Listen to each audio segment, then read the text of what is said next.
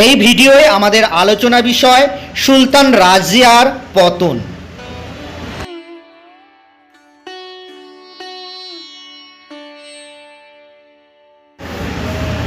সুলতানা রাজিয়ার পতন।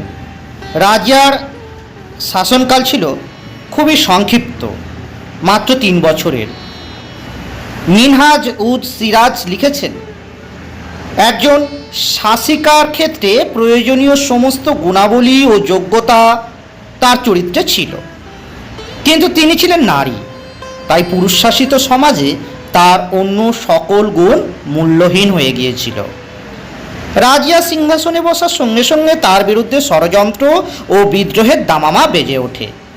রাজিয়ার ব্যক্তিত্ব, স্বাধীনতা স্পৃহা এবং তুর্কি অভিজাতদের একাধিপত্য নাশ করার উদ্দেশ্যে অতুর্কি ব্যক্তিদের গুরুত্বপূর্ণ পদে নিয়োগ করার সিদ্ধান্ত ইত্যাদি অভিজাতদের শঙ্কিত করে এবং রাজিয়ার ক্ষমতাসীন হওয়াকে তারা অস্তিত্বের সংকট বলে বিবেচনা করে।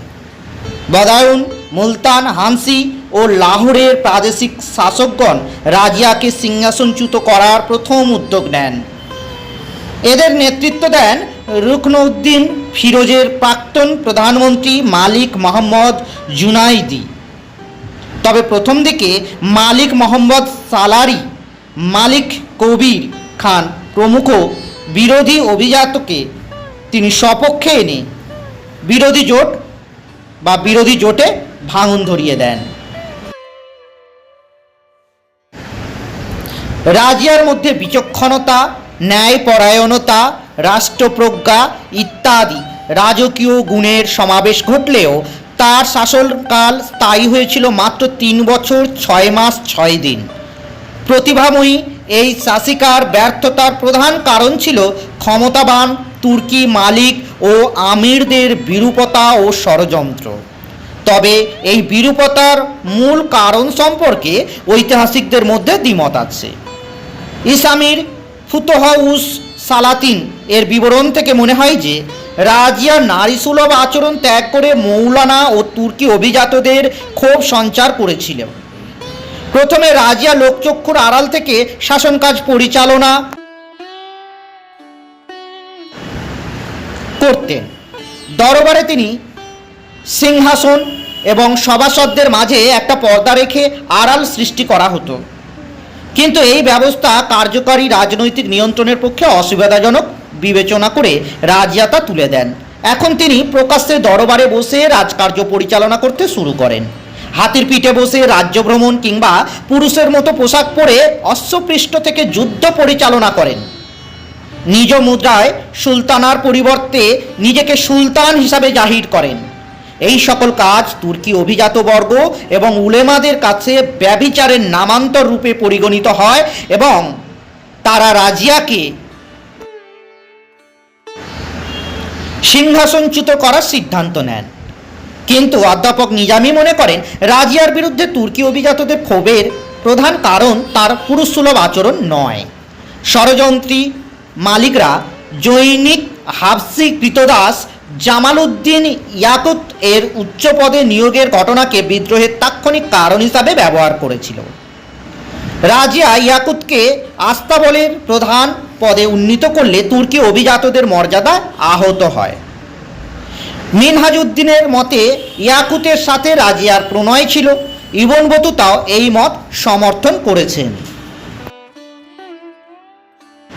রাজিয়া বিরোধী জোটের মধ্যমণি ছিলেন আমিরি হাজিব ইখতিয়ারউদ্দিন আইতিগিনের পাশে ছিলেন রাজিয়ার অন্য 2 তথাকথিত বিশ্বস্ত আমির আলতুনিয়া এবং কবির খাঁ।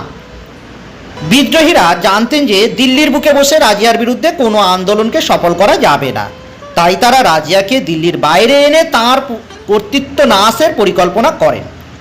গোপন সিদ্ধান্ত অনুযায়ী কবির খাঁ লাহোরে বিদ্রোহ ঘোষণা করেন। রাজিয়া সসৈন্যে লাহোরে উপস্থিত হয়ে কবির খাঁকে পরাজিত করেন। কবির খাঁ বশ্যতা স্বীকার করে রক্ষা পান।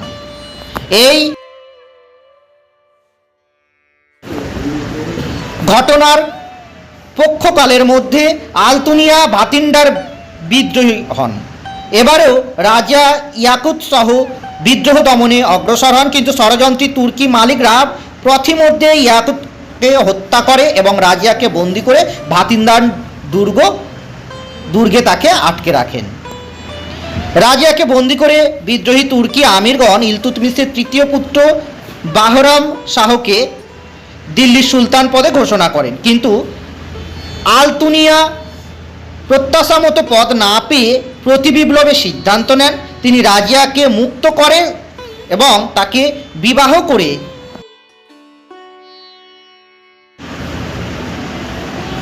দিল্লির মসনদ পুনর্দখলের জন্য অগ্রসর হন, কিন্তু বাহরাম শাহের অগ্রবর্তী বাহিনীর হাতে পরাজিত হয়ে রাজিয়া ও আলতুনিয়া ভাতিন্ডা ফিরে আসার সিদ্ধান্ত নেন। কিন্তু পথিমধ্যে কাইথাল নামক স্থানে এসে রাজিয়ার সৈন্যবাহিনী তাকে পরিত্যাগ করেন। সম্ভবত হিন্দু উপজাতিদের হাতে এরা নিহত হন। অসংখ্য ধন্যবাদ। সবশেষে আমাদের চ্যানেলটি সাবস্ক্রাইব করার একটি ছোট্ট অনুরোধ থাকলো।